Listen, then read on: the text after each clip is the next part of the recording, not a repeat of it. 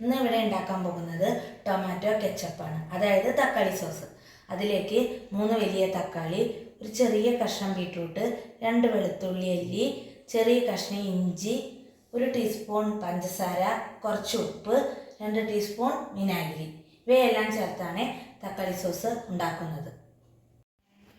തക്കാളി സോസ് തയ്യാറാക്കാൻ വേണ്ടി നമുക്ക് തക്കാളിയും ബീട്രൂട്ടും വെളുത്തുള്ളിയും ഇഞ്ചിയും എല്ലാം കൂടി നമുക്ക് വേവിച്ചെടുക്കാവുന്നതാണ്. തക്കാളിയും വെളുത്തുള്ളിയും ബീട്രൂട്ടും ഇഞ്ചിയും ചേർത്ത് നമ്മൾ ഇവിടെ വേവിക്കാൻ വെച്ചിട്ടുണ്ട്. 15-20 മിനിറ്റ് വേവ് ആവശ്യമാണ്.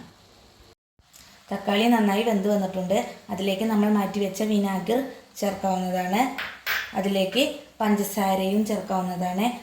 അതിലേക്ക് കുറച്ച് ഉപ്പ് ചേർത്തതിന് ശേഷം നന്നായി ഇളക്കി ചേർക്കാവുന്നതാണ്. തണുത്തതിന് ശേഷം ഒരു മിക്സിയിൽ അരച്ചെടുക്കാവുന്നതാണ്. ടൊമാറ്റോ നമ്മൾ മിക്സിയുടെ ജാറിൽ അരച്ചിട്ടുണ്ട്. ഇനി നമുക്കത് ഒരു അരിപ്പ ഉപയോഗിച്ച് അരിച്ചെടുക്കാവുന്നതാണ്. അരിപ്പയിലേക്ക് അരിച്ചെടുക്കാവുന്നതാണ്. നന്നായി ഇളക്കി അരിച്ചെടുക്കണം. അതിൻ്റെ കുരുവൊക്കെ വേർപെട്ട് പോരാനാണ് നമ്മൾ അരിച്ചെടുക്കുന്നത്. തക്കാളി നമ്മൾ ഒരു പാത്രത്തിലേക്ക് അരിച്ചെടുത്തിട്ടുണ്ട്. നമുക്കിനി അത് ചൂടാക്കാവുന്നതാണ്. തക്കാളി ഇവിടെ നന്നായി കുറുകി വെന്ത് വന്നിട്ടുണ്ട്. നമുക്കതിലേക്ക് കുറച്ച് മുളക് പൊടി ചേർക്കാവുന്നതാണ്.